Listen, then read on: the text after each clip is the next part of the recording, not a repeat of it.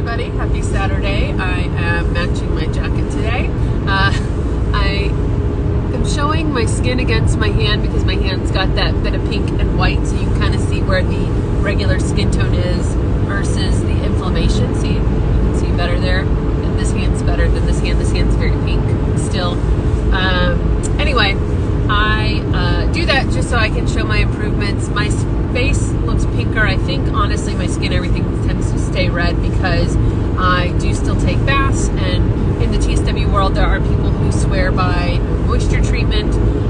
There is, in my opinion, a fine line between sanity and insanity with the discomfort that creates, and I tried it and it wasn't for me. I'm not going to bash it because not everything works the same for all of us in this community, so if it works for you, I'm happy.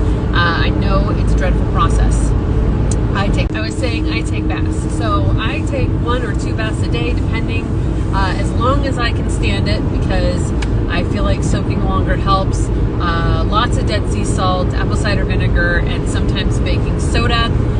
All those things seem to do me the best. And then once I get out, I put just a little bit of Vanna cream on my calves, forearms, and a little bit on my face, and then I'll put a little Vaseline, usually on my little spots that are a little extra dry.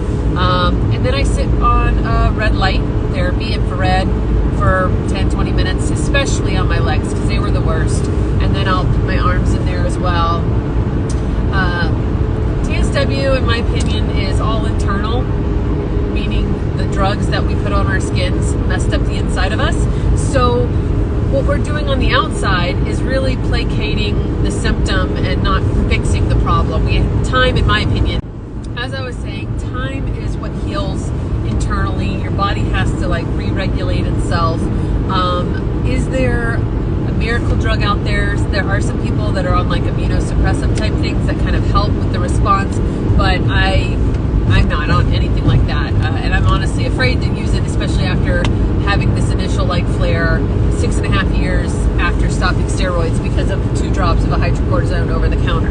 So anyway, and then if I have spots, which right now I do, my wrists tend to be the worst on my arms because when I'm fidgety and I'm trying not to scratch, that's what I do, touch my wrist.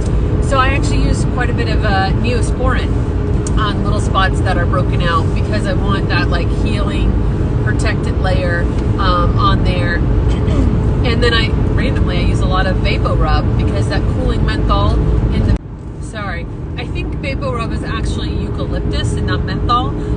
Either way, I actually use it like a salve because it's, I don't know if it's a Vaseline type product, but it's definitely not greasy, it's not a lotion, and I really use it for the cooling sensation I get from it. And I've been using it a lot less lately since my body is starting to regulate back to normal.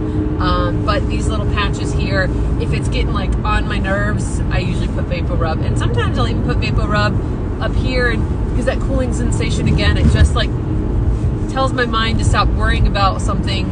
I don't know how else to explain it, but anyway, I wasn't trying to go on a skin rant, but I was trying to think of all the things that I do to help promote healing and comfort, because whenever anyone sees me, that's one of the first things, what are you doing for it? What are you putting on it?